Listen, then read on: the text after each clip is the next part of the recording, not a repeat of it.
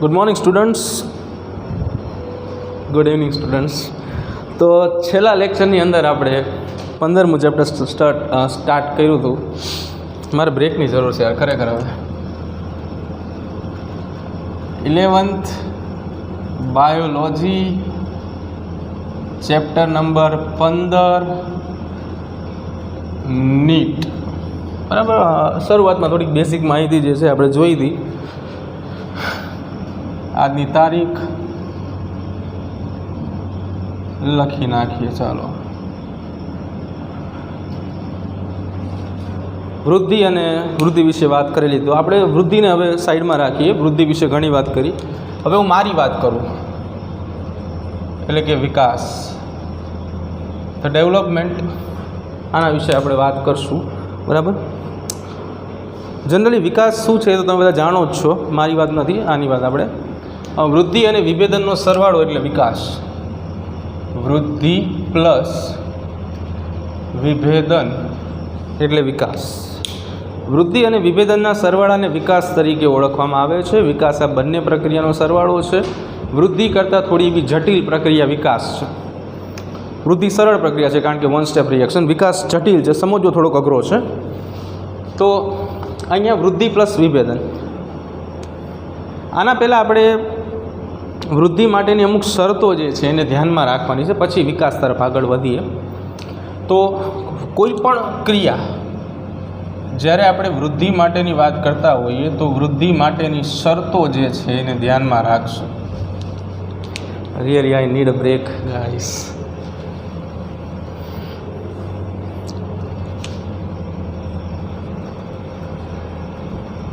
વૃદ્ધિ માટેની શરતો. વૃદ્ધિ માટેની શરતો જે છે કે કયા કયા પરિબળો ઇન શોર્ટમાં વૃદ્ધિ માટે જરૂરી છે. જો એ પરિબળો હોય તો જ વૃદ્ધિ થાય. બરાબર. જનરલી આપણે બધું સાંભળેલું હોય કે કોઈના હોવાથી કે ન હોવાથી કશો ફેર પડે નહીં, પણ ઘણો ફેર પડતો હોય છે. તો બધું શું વ્યક્તિ જ જાણતો હોય. અહીંયા આપણે વૃદ્ધિ વિશે વાત કરીશું. વૃદ્ધિ માટેની શરતોની અંદર સૌથી પહેલાં પાણી, ઓક્સિજન અને પોષક તત્વોની વાત કરશું. પાણી, જીવનનો આધાર પાણી છે. પછી બીજા નંબર ઉપર આપણે વાત કરશું ઓક્સિજન, O2. કેમેસ્ટ્રી બહુ નથી આવડતું, પણ આવું તો શું ગોખીને આવ્યો છું એટલે લખી શકો છો. પાણી. તો પાણી વગર વનસ્પતિઓ સંકોચાઈ જાય છે. વાયુ રંધ્રો બંધ થઈ જાય છે અને પાણીની ગેરહાજરીમાં જલતાણની પરિસ્થિતિઓ સર્જાય છે.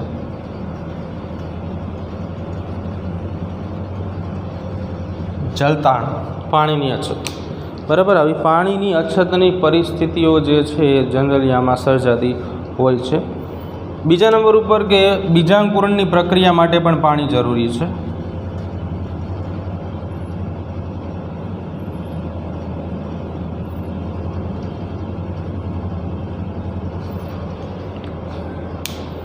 ઓકે, આગળ વાત કરીએ કે આના સિવાય કોષની કેટલીક ચયાપચયિક પ્રક્રિયાઓમાં પણ જરૂરી છે. કોષની ચયાપચયિક પ્રક્રિયાઓમાં પણ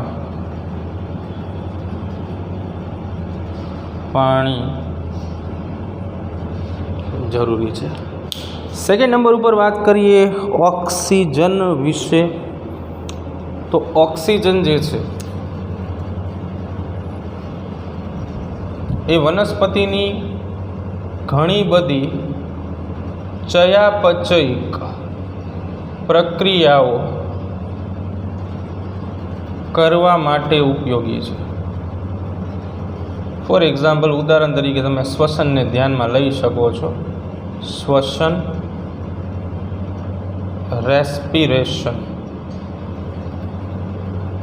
શ્વસનની પ્રોસેસ જે છે એને માટે ઓક્સિજન જરૂરી છે. બરાબર છે. બીજું કે દરેક કોષને ઓક્સિજન મળશે તો વ્યવસ્થિત કામ કરશે. તો આવા ઘણા બધા કારણો જે છે કે જે જરૂરી બનશે ઓક્સિજનથી, બરાબર. ઓક્સિજનની ગેરહાજરીમાં વાયુરંધ્રને પણ અસર થાય, એના જે રક્ષક કોષો જે છે ખાસ કરીને બંધ થઈ જતા હોય છે, છિદ્ર બંધ થઈ જાય. લાસ્ટ, પોષક દ્રવ્યો.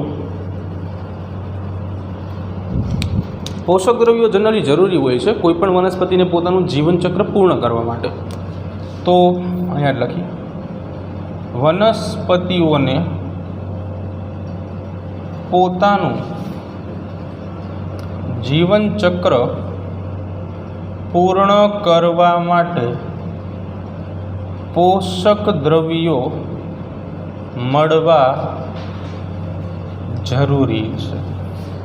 પોષક દ્રવ્યો મુખ્યત્વે બે પ્રકારના હોય છે, ગુરુ પોષક દ્રવ્ય અને લઘુ પોષક દ્રવ્યો.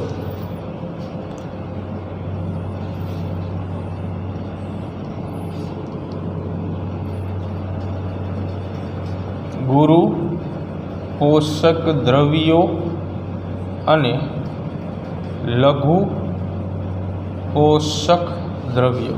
ગુરુ પોષક દ્રવ્યો જે છે એ ગુરુ પોષક દ્રવ્યો સામાન્ય રીતે વધુ માત્રામાં હોય છે, એટલે વધુ માત્રામાં જરૂરી હોય છે, બરાબર. આ દ્રવ્યો જે છે એ વનસ્પતિઓને જીવનચક્ર પૂર્ણ કરવા વધુ માત્રામાં જરૂરી હોય છે. જ્યારે આ લઘુ પોષક દ્રવ્યો જે છે, નામ જેવું કામ, લઘુ એટલે ઓછું, બરાબર, એ વનસ્પતિઓને જીવનચક્ર પૂર્ણ કરવા ઓછી માત્રામાં જરૂરી હોય છે.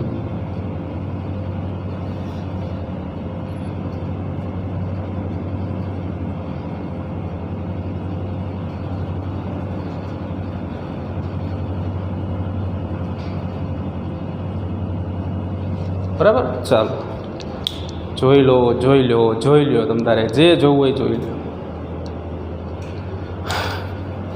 લઘુ પોષક તત્વો અને ગુરુ પોષક તત્વો પોષક તત્વોની હાજરીના કારણે જોવા મળે, બરાબર. આ બધું વૃદ્ધિ માટેની શરતો છે, એટલે વૃદ્ધિ કરવી હોય તો આ બધી વસ્તુ જીવનમાં જરૂરી હશે, બરાબર. ચાલો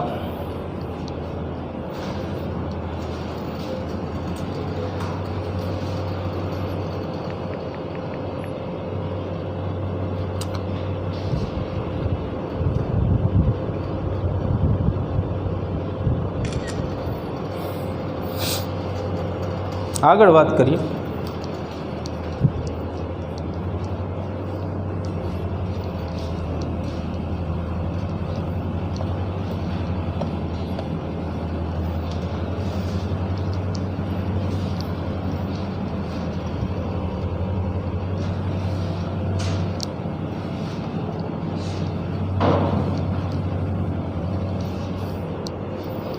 હવે હું મારી વાત કરી લઉં, થોડીક વિકાસ વિશે વાત કરી લઈ.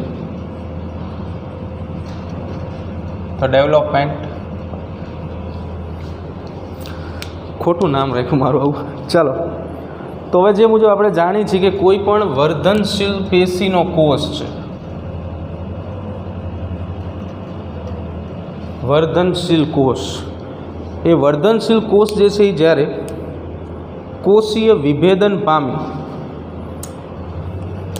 પહેલાં તો કોઈ પણ કોષ જે છે ને એ કોષ રસીય વૃદ્ધિ અનુભવે, કોષ રસીય વૃદ્ધિ અનુભવશે. કોષ રસીય વૃદ્ધિ બાદ એ વિભેદનની ક્રિયા કરે,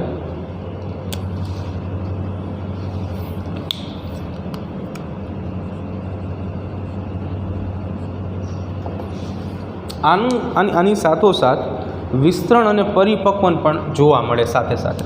કોષ રસીય વૃદ્ધિ કરે એટલે એનું વિસ્તરણ પણ થાય, આ કોષ પરિપક્વ પણ બને એટલે એને પરિપક્વન કહેવાય, વિસ્તરણ અને પરિપક્વન. તો જ્યારે કોષ આ બધી પ્રક્રિયામાંથી પસાર થઈ જાય છે એટલે એ કોષ જે છે એ પરિપક્વ કોષ બની જાય છે, મેચ્યોર સેલ. શું કહેવાય ને? મેચ્યોર સેલ, કોષ. પછી આ કોષ જે છે એ જીર્ણતા અનુભવે, એટલે કે જેને આપણે વૃદ્ધત્વ કહી છે, ઇન શોર્ટમાં એજિંગ. વૃદ્ધત્વ અનુભવે એટલે ભાઈ વૃદ્ધત્વ પછી તો શું થાય કે નવું જીવન તો મળવાનું છે ને, એક જ વાર મળેલું હતું એટલે આ મૃત્યુ પામે. એટલે જે મુજબ આપણે વાત કરી હતી કે વિકાસ બે પ્રક્રિયાના સમન્વયમાં આવશે. એમાં પહેલા નંબર ઉપર આવશે વૃદ્ધિ અને બીજા નંબર ઉપર આવશે વિભેદન. અહીંયા સુધી વૃદ્ધિ થઈ, વિસ્તરણ પામ્યું, કોષરસીય વૃદ્ધિ થઈ, પછી એનું વિભેદન થયું, પરિપક્વન અવસ્થામાં આવી ગયો, પરિપક્વ કોષ બન્યો. આ કોષ જે છે એ ભેગા થઈને પેશીનું સર્જન કરી શકે ખરા. જીર્ણતા એટલે કે વૃદ્ધત્વ અનુભવે અને છેલ્લે અલવિદા એટલે કે મૃત્યુ પામે. બરાબર, ગેમ ઓવર, કામ તમામ. આવીને આવી એક બીજી રચના જે છે પ્લાસ્ટિસિટી વિશે આપણે વાત કરવાની છે. તો પ્લાસ્ટિસિટી વિશે વાત કરીએ તો પર્યાવરણ કે જીવનના તબક્કા અનુસાર વનસ્પતિઓ જે છે એ અમુક પ્રક્રિયાના માર્ગને અનુસરે છે. વનસ્પતિઓ પર્યાવરણ અને પોતાની દેહ ધર્મ વિદ્યા અનુસાર જુદી જુદી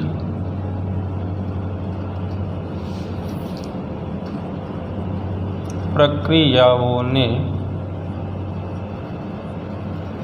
અનુભવે છે. આપણે 11 સાયન્સમાં એક શબ્દ ભણેલા હતા કે સજીવ જે કંઈ વિસ્તારમાં હોય ને એને અનુકૂલિત થવા પ્રયાસ કરે, અનુકૂળ સાથે. બરાબર, તો વનસ્પતિઓની આ એક અનુકૂળતા છે. ઇન શોર્ટમાં અનુકૂલન તાપમાનની કેપેસિટી છે. વિવિધ પ્રકારની રચનાનું સર્જન કરે છે જેને નરમાશ એટલે કે પ્લાસ્ટિસિટી કહેવામાં આવે છે. આ પ્રક્રિયાઓ દરમિયાન તે વિવિધ રચનાઓનું સર્જન કરે છે જેને નરમાશ એટલે કે પ્લાસ્ટિસિટી કહે છે. શું કહેવાય? કાં તો નરમાશ કહેવાય અથવા તો એના બીજા શબ્દોમાં પ્લાસ્ટિસિટી તરીકે ઓળખવામાં આવશે. ખાસ કરીને લાર્કસ્પર્મ અને બટરકપ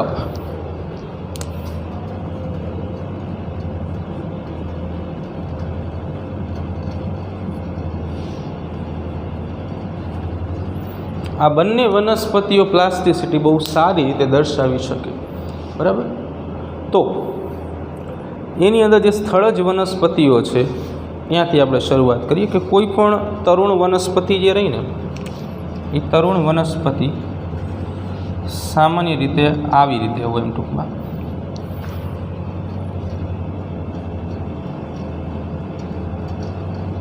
આ તરુણ અવસ્થા છે.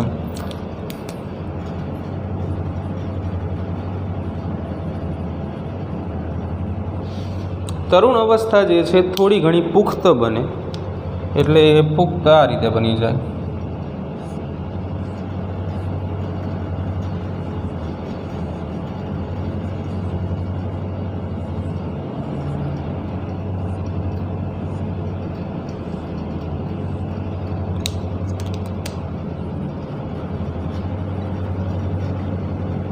તરુણ એટલે નાની અવસ્થા, એમાંથી વનસ્પતિઓ પુખ્ત બને. હવે આવી વનસ્પતિ જ્યારે સ્થળજ નિવસન તંત્રમાં હોય તો મોટાભાગે આના જેવા જ બધા અનુકૂલનો ધરાવતી હોય.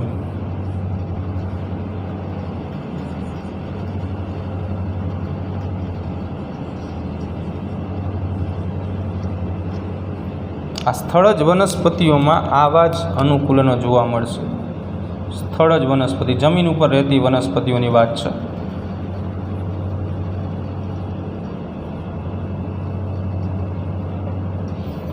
પણ જ્યારે આવી વનસ્પતિ સ્થળજ નિવસન તંત્રમાંથી આવતી હોય, જલજ નિવસન તંત્રમાંથી, તો એમાંથી આવી શાખાઓ જે છે એ બહાર આવતી હોય.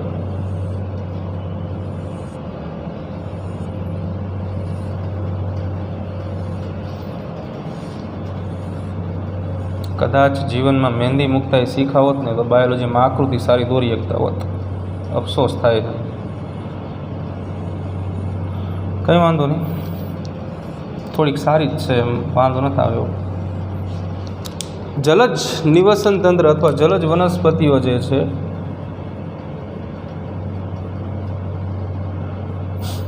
એટલે કે જે પાણીમાં ઉગતી વનસ્પતિ, એની અંદર આવી પ્લાસ્ટિસિટી જોવા મળે. કેમ? કારણ કે પાણી છે, ફ્લોટિંગ બોડી હોવું જોઈએ, તરી શકે એવું આખે આખું શરીર અથવા તો એનું સુકાઈ જે છે એ હોવું જોઈએ. એટલા માટે તરુણ પુખ્ત સ્થળજ વનસ્પતિમાં આ અવસ્થા આવી થઈ જાય. જલજ વનસ્પતિમાં અવસ્થા જે છે એ બદલાઈને લાસ્ટ જે દોયરી છે એવી થઈ જશે, બરાબર, એટલે કે ફેલાયેલી અવસ્થા.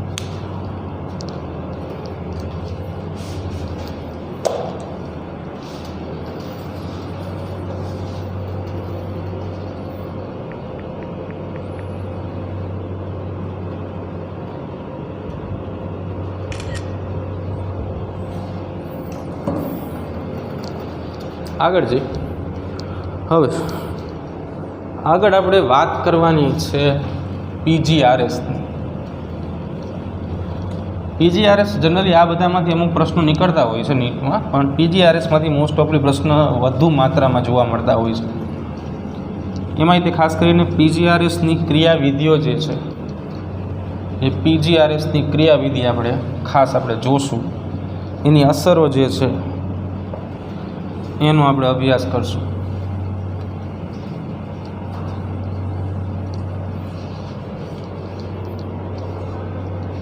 ક્યાં ગઈ માર્ક કરું?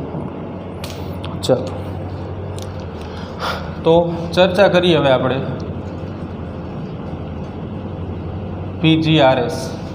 શું નામ થશે આખું? Plant growth regulators. વનસ્પતિ વૃદ્ધિ નિયામકો જે છે એને પીજીઆરએસ કહેવામાં આવે.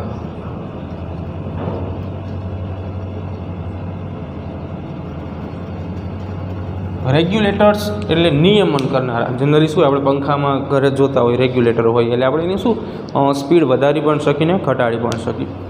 એવું જ અહીંયા ગ્રોથ સાથે, ગ્રોથ એટલે વૃદ્ધિ. આમને ઘણી વખત ફાઇટો હોર્મોન્સ પણ કહેવામાં આવે છે. ફાઇટો હોર્મોન્સ એટલે કે વનસ્પતિ અંતઃસ્ત્રાવો.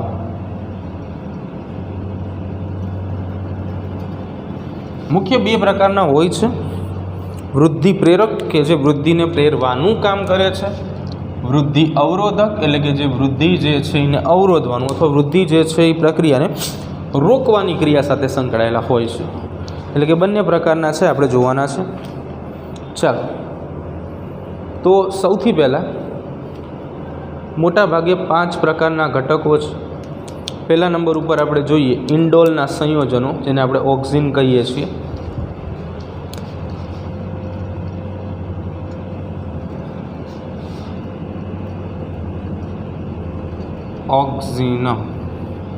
ઓક્સિન સંયોજનો જે છે એ ઇન્ડોલ સંયોજનો કહેવાય. એટલે કે ઇન્ડોલ 3 એસિટિક એસિડના બનેલા હોય. ઇન્ડોલ સંયોજનો, બરાબર. કેમ? કારણ કે શેના બનેલા છે? ઇન્ડોલ 3 એસિટિક એસિડ, એટલે શોર્ટમાં આપણે IAA કહેશું.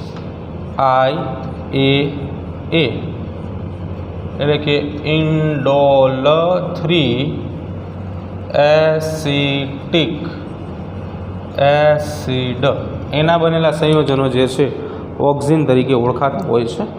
બીજા નંબર ઉપર સાઇટોકાઇનિન, જેને એડેનાઇનના વ્યુત્પન્નો કહેવામાં આવે.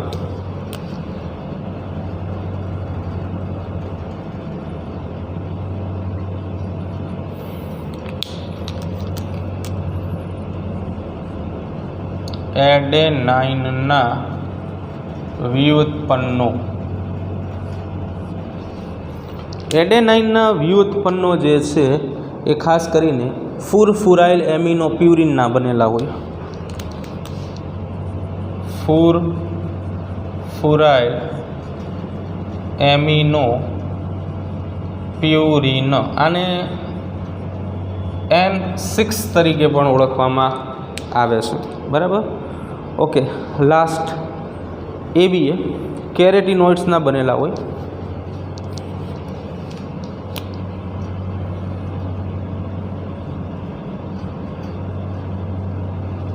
એબ્સેસિક એસિડ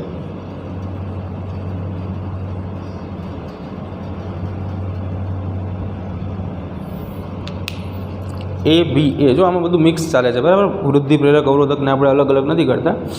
કેરોટિનોઇડ્સના વ્યુત્પન્નો કહેવાય આમને. કેરોટિનોઇડ્સના વ્યુત્પન્નો ABA. આગળ ટર્પિન્સ જનરલી ઝિબ્રેલિન તરીકે ઓળખાય GA.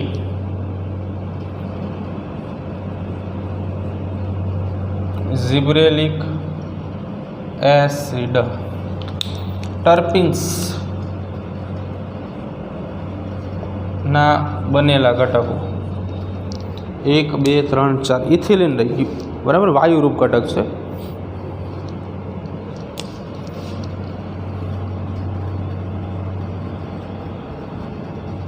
ઇથિલિન વાયુરૂપ PGRS. પહેલાં ગુજરાત બોર્ડમાં જ્યારે આ ચેપ્ટર હતું ને એ સમયે આ MCQ બહુ પૂછાતો હતો કે નીચેનામાંથી કયો PGRS વાયુરૂપ છે. ઇથિલિન આવે બરાબર.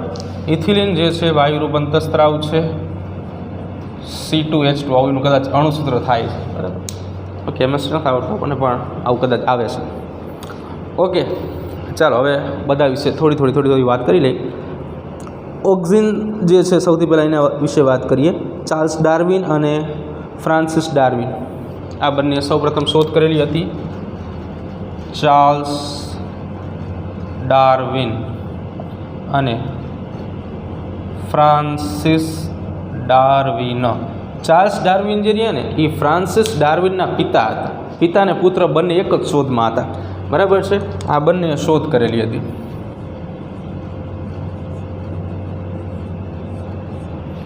ચાર્લ્સ ડાર્વિન, ફ્રાન્સિસ ડાર્વિન બરાબર છે. FW વેન્ટે સૌપ્રથમ ભ્રૂણાગ્ર ચોલની ટોચમાંથી અલગ કર્યું હતું બરાબર.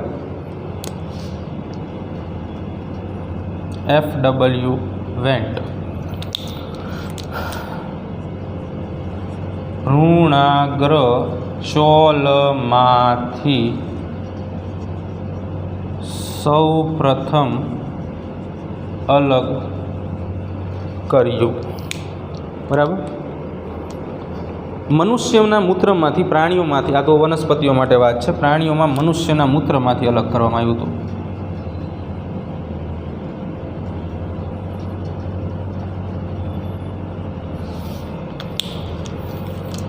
એટલે આ જે છે ને એ વનસ્પતિઓ માટે અને આ જે છે ને એ પ્રાણીઓ માટે બરાબર. ઓકે ચાલો. ઓક્ઝિનનું સંશ્લેષણ ઝિંક આયનની સાથે ટ્રિપ્ટોફેન એમિનો એસિડ દ્વારા કરી શકાય છે. ટ્રિપ્ટોફેન અને Zn+2 ને મિશ્ર કરવાથી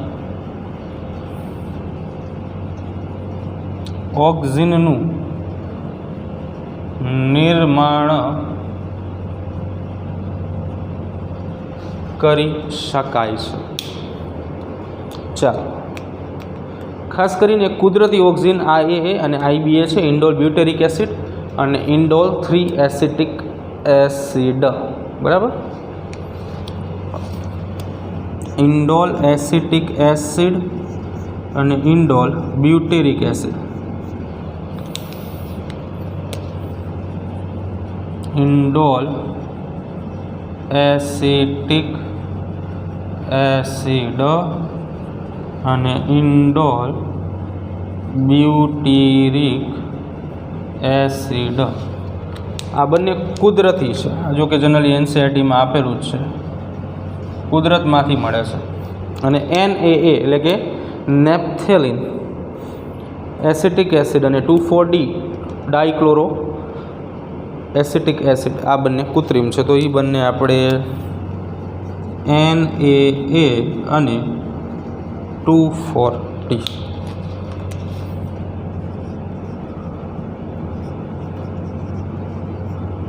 કૃત્રિમ છે. નેક્સ્ટ આપણે વાત કરીએ સાઇટોકાઇનિન વિશે. તો સાઇટોકાઇનિન જનરલી જે છે એ ઈસ્ટ, નારિયેળીનું દૂધ વગેરેમાંથી મેળવવામાં આવેલ ઈસ્ટ અને નાળિયેરીનું દૂધમાંથી આવા અંતઃસ્ત્રાવો જે છે એને અલગ કરવામાં આવ્યું હતું. આના સિવાય સ્ક્રુગ અને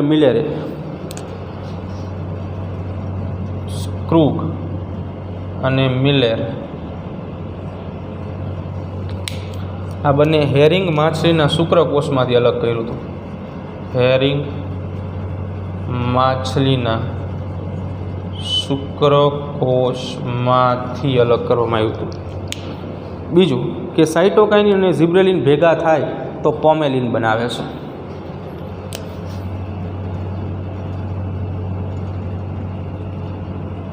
સાઇટોકાઇનિન પ્લસ ઝિબ્રેલિન પોમેલિન. પોમેલિન જે છે એ પોમેલિન સફરજનના કદમાં વધારો કરવા માટે જવાબદાર છે.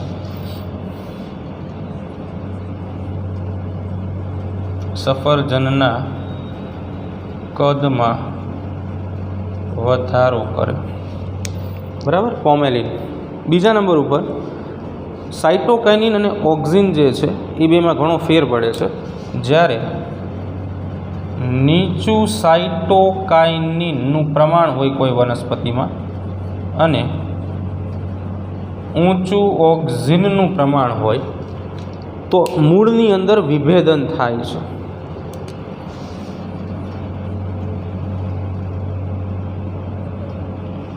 મૂળમાં વિભેદન થાય. આની કરતાં ઊંધું વિચારો કે ઊંચું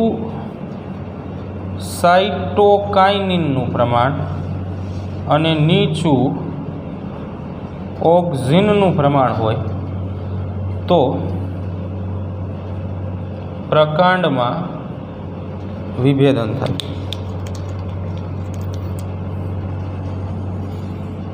આ બે ખાસ યાદ રાખો.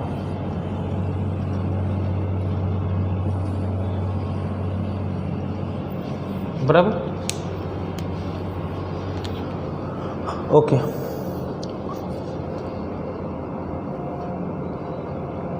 આગળ હવે આપણે વાત કરીએ ABA વિશે વાત કરીએ. ચાલો હવે આપણે ચાર્ટ આપણો અસ્તવ્યસ્ત થઈ ગયો છે તો કાંઈ વાંધો નહીં, આટલામાં ABA વિશે વાત કરીએ. ABA ગમે ત્યાંથી વાંચો, એ આવે ABA વિશે વાત કરી રહીએ.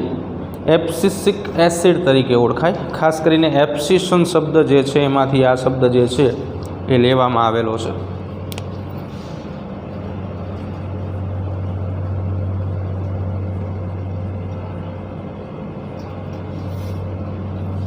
એબ્સિસિક એસિડ,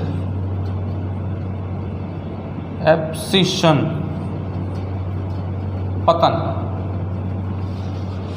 પતન ક્રિયા નામ સાંભળેલું હશે. ખરવું, ઇન શોર્ટમાં પર્ણ ખરી જવું, પુષ્પ ખરી જવું, ફળ ખરી જવું, એ બધા માટે આ ભાઈ પોતે ABA જવાબદાર છે. બરાબર, ઇન શોર્ટમાં તૂટવાની ક્રિયામાં બધે જોવા મળશે. બરાબર છે. તો ચાલો, ખાસ કરીને જીર્ણ પામતા અંગો જે છે અથવા તો વૃદ્ધત્વ પામતા અંગોમાં વનસ્પતિઓમાં વૃદ્ધત્વ અથવા તો જીર્ણ પામતા અંગોમાં ABA વધુ માત્રામાં જોવા મળે. કેમ કે પોતે પતન થવાનું જ છે. બરાબર, એટલે ABAનું પ્રમાણ જે છે એમાં વધુ માત્રામાં જોવા મળશે. ABA અને GA એટલે કે ઝિબ્રેલિક એસિડ બે એકબીજાના વિરુદ્ધમાં કામ કરે. ABA અને GA ઝિબ્રેલિક એસિડ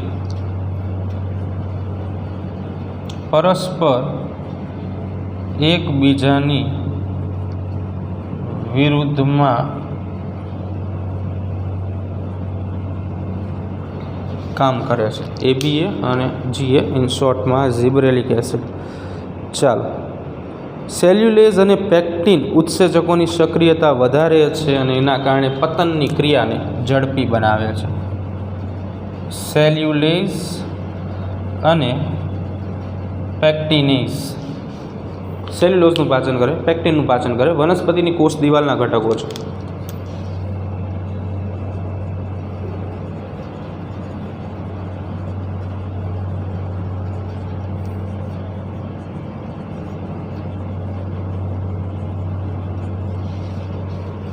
આ બંનેની ક્રિયાવિધિ વધારે.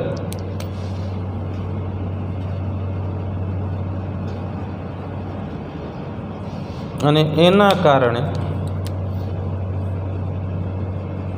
પતન ક્રિયા પ્રેરાય. આ બંને વનસ્પતિની કોષ દિવાલના ઘટકો છે.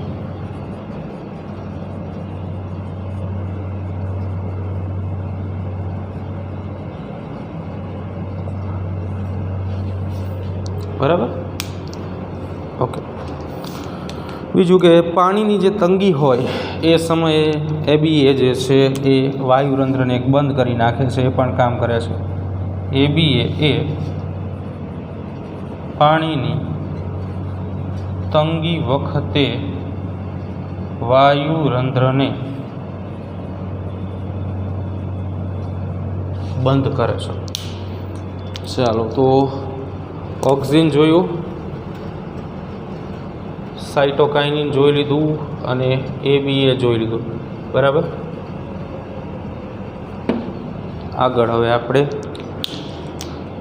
બે બાકી છે એ જોઈ લઈએ.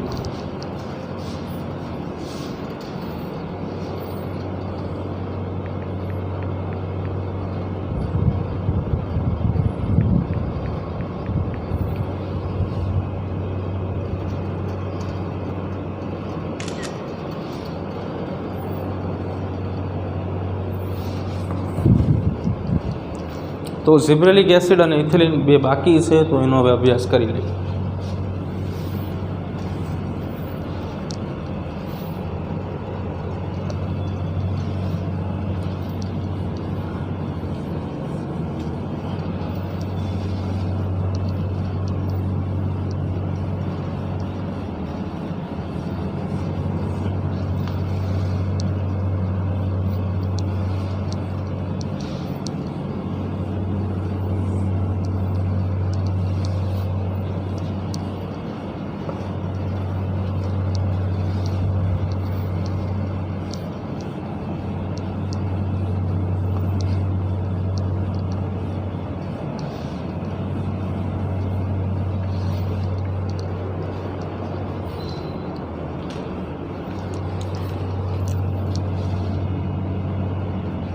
ચાલો, ઝિબ્રેલિન વિશે સૌથી પહેલાં આપણે વાત કરી લઈએ. બરાબર, અને ઇથિલિન બે બાકી છે. તો ઝિબ્રેલિન જે છે જાપાનીઝ ખેડૂત દ્વારા સૌ પ્રથમ શોધવામાં આવેલો, તો GA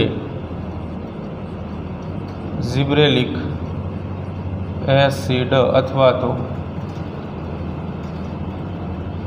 ઝિબ્રેલિન્સ. તો ખાસ કરીને ડાંગરના કુમળા છોડમાં જાપાનીઝ વૈજ્ઞાનિકો દ્વારા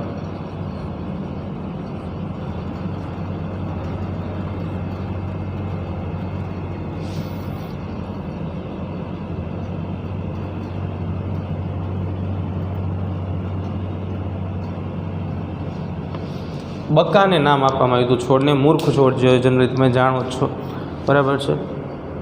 GA જે છે ખાસ કરીને શેરડીની ઊંચાઈમાં વધારો કરી શકે છે. GA શેરડીની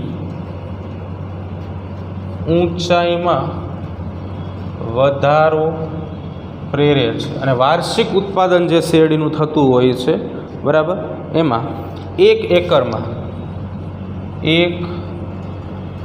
એકરમાં 20 ટન જેટલો વધારો પ્રેરે છે. વાર્ષિક ઉત્પાદનમાં 1 એકરમાં 20 ટન જેટલો ખાસ કરીને ઉત્પાદનમાં વધારો કરે છે. GA3 જે છે C19H26O6 જનરલી પહેલાં આપણે વાત કરી લઈએ કે જી એટલે કે ઝિબ્રેલિક એસિડ જે છે આ બધા એસિડિક પ્રકૃતિના છે. 100થી વધુ ઝિબ્રેલિન્સ હાજર છે. એમાં આમને જનરલી આપણે આ રીતે દેખાડતા હતા GA1 GA2 GA3 જેટલા હોય એટલા. એમાં GA3 સૌથી વધુ માત્રામાં જોવા મળતો ઝિબ્રેલિન છે, જેનું સૂત્ર છે C19H26O6. બરાબર. ખાસ કરીને ફળો ઉપર એનો છંટકાવ કરવામાં આવે તો ઘણી વખત વ્યાવસાયિક મૂલ્ય વધે છે, ઉત્પાદનમાં પણ વધારો થાય છે.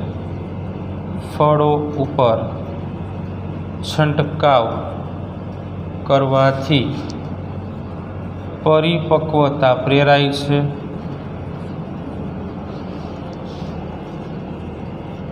બીજ ધરાવતા ફળોમાં બીજ ઉત્પાદન પણ મેળવી શકાય છે. બરાબર. 3 છેલ્લો આપણે વ્યાવસાયિક રીતે હવે આપણે વાત કરીએ. છેલ્લો ઇથિલિન જે છે અવરોધક પ્રકારનો અંતઃસ્રાવ છે.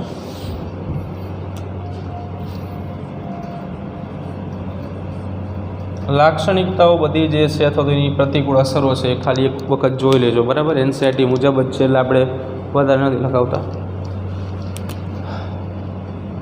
એકમાત્ર વાયુમય PGRS છે અને વૃદ્ધિ અવરોધક PGRS એટલે વૃદ્ધિની ક્રિયાનું અવરોધન કરવાનું કામ કરે છે, એટલે વૃદ્ધિ અવરોધક પ્રકારનું PGRS છે.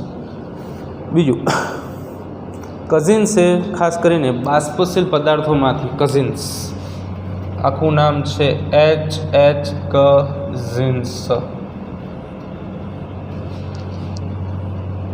પરિપક્વ ફળોમાંથી બાષ્પશીલ દ્રવ્યો સ્વરૂપે ઇથિલિન એકત્ર કર્યું. HH કઝિન્સ બાષ્પશીલ એટલે આપણે જે મુજબ વાત કરી કે ભાઈ હવામાં એટલે કે વાયુરૂપ પ્રકારનો ઘટક છે. બીજા નંબર ઉપર કે ખાસ કરીને ઇથેફોન જે છે એનો ઉપયોગ કરવામાં આવે છે, જે શ્વસન દર વધારે છે. ઇથેફોન અત્યારના સમયમાં ફળો અને શાકભાજીમાં ઉપયોગ કરવામાં આવે છે અને ઇથેફોન જે છે એ ખાસ કરીને આ બધાનો જે શ્વસન દર છે વધારે છે અને જેના કારણે ઉત્પાદન જે છે એ વધુ માત્રામાં પ્રાપ્ત થાય છે. બટાટામાં ગ્રંથિલની વૃદ્ધિ અનુભવે, કાકડીમાં માદા પુષ્પનનું પ્રમાણ વધારે. બટાટામાં ગ્રંથિલ એટલે કે બટાકાનો જે ભાગ છે એની વૃદ્ધિ વધારે. કાકડીમાં માદા પુષ્પોની સંખ્યામાં વધારો કરે છે, જેના કારણે ઉત્પાદન જે છે એ વધુ માત્રામાં પ્રાપ્ત કરી શકાય છે. બરાબર.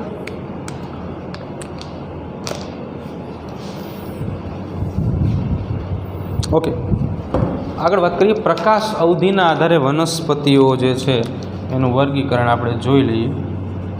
પ્રકાશ અવધિ. અવધિ એટલે ટાઈમ પીરિયડ, એટલે કે સમયગાળો જે છે જનરલી એના ઉપયોગ કહી શકાય આપણે. બરાબર. તો ખાસ કરીને પુષ્પોદ્ભવ જે છે, પુષ્પોદ્ભવ માટે પ્રકાશની આવશ્યકતા પ્રકાશ અવધિ તરીકે ઓળખાય.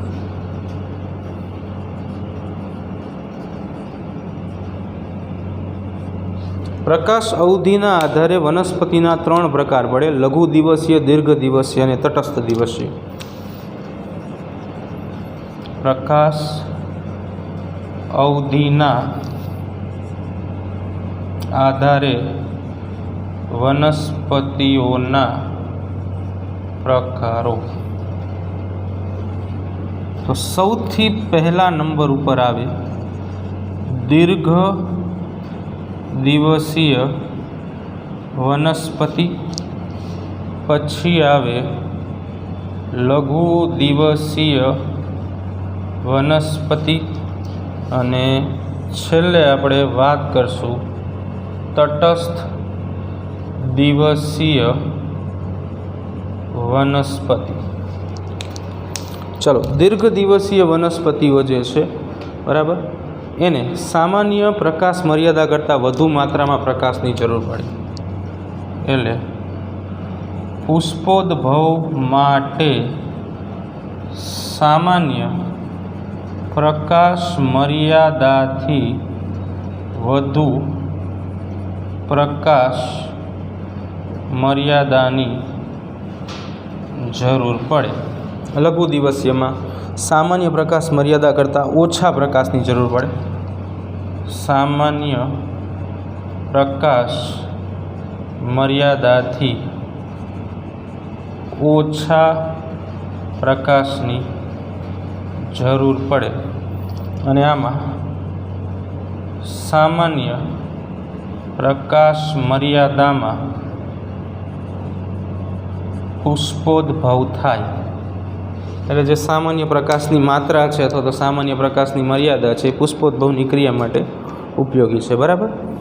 તો હેનબેન, પાલક, ઘઉં, લાર્કસ્પર, જવ અને શકરિયું.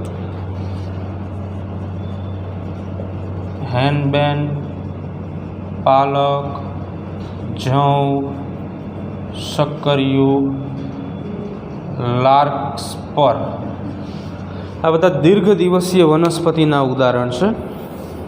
જ્યારે તમાકુ, સોયાબીન, ડહાલિયા, શેરડી. તમાકુ, સોયાબીન, ડહાલિયા, શેરડી આ બધા જે છે એ લઘુ દિવસીય વનસ્પતિના ઉદાહરણો છે. મકાઈ, કપાસ, ટામેટા અને સૂર્યમુખી.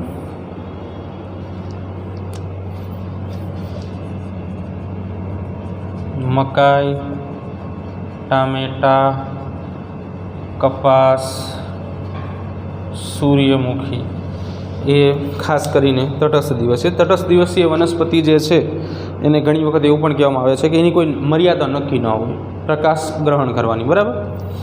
તો પ્રકાશ મર્યાદા, સામાન્ય પ્રકાશ મર્યાદા, અથવા આપણે એમ લખી શકાય પ્રકાશ મર્યાદા નક્કી ન હોય. અહીંયા હું લખું છું, કોઈ ચોક્કસ પ્રકાશ મર્યાદા નિશ્ચિત હોતી નથી. લિમિટલેસ પર્સન.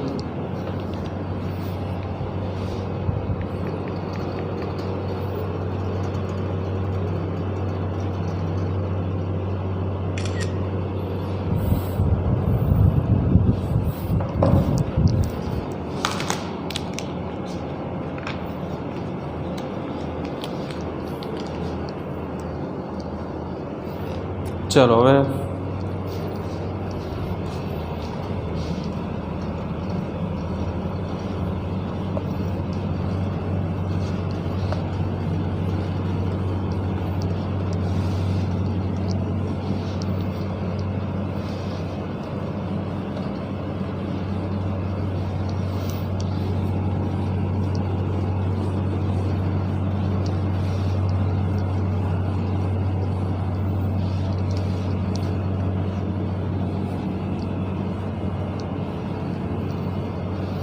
આગળ વાત કરી લે, બરાબર.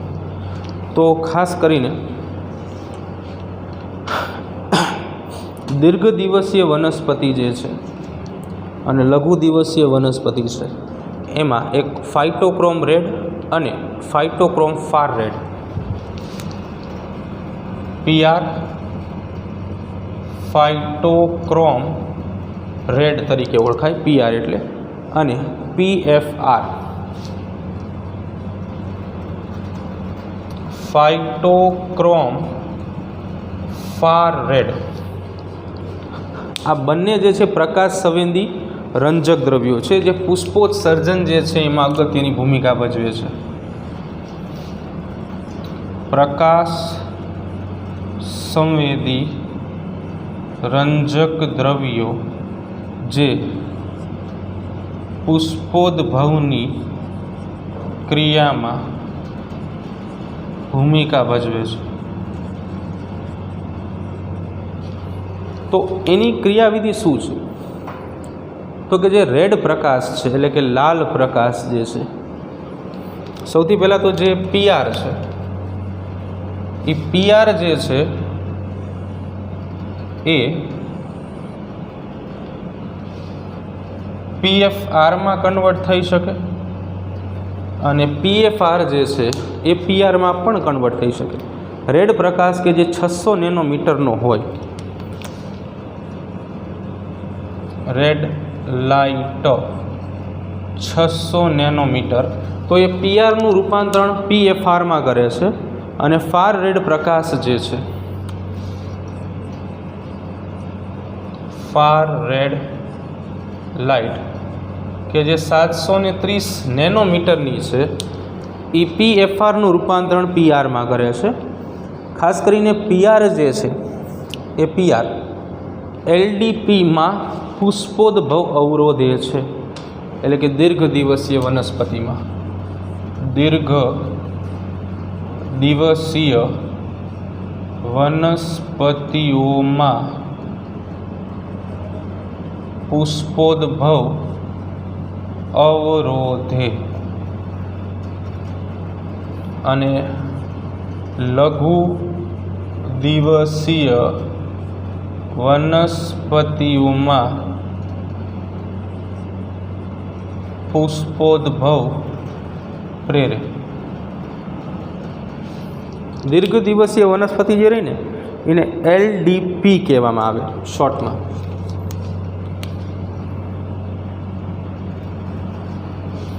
અને જે લઘુ દિવસીય વનસ્પતિ રહી ને એને SDP શોર્ટ ડે પ્લાન્ટ્સ. એના કરતાં ઊંધું અહીંયા છે. આ જે છે ને PFR એ દીર્ઘ દિવસીય વનસ્પતિઓમાં પુષ્પોદ્ભવ પ્રેરે, આના માટે.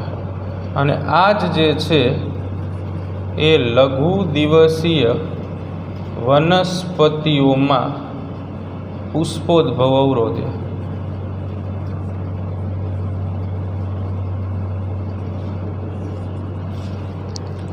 બરાબર? ઓકે.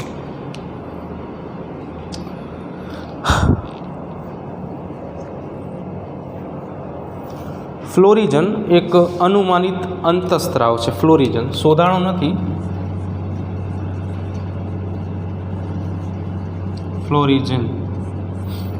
ફ્લોરિજન વિશેની વાત કરીએ તો જે મુજબ વાત કરી, એક અનુમાનિત અંતઃસ્ત્રાવ છે જે પુષ્પોદ્ભવ માટે ઉપયોગી છે.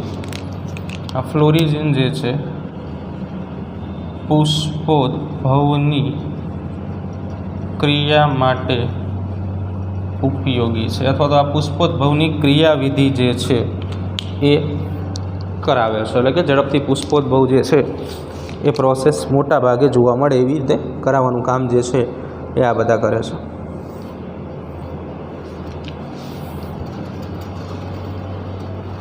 તો મોસ્ટ ઓફ જે આપણી કમિટમેન્ટ હતી બરાબર, એ કમિટમેન્ટ પ્રમાણે ચાલી છે. આઈ એમ કમ્પ્લીટલી ડિસન્ટ નાવ. લેક્ચર પૂરો કરી કાલ મળીએ.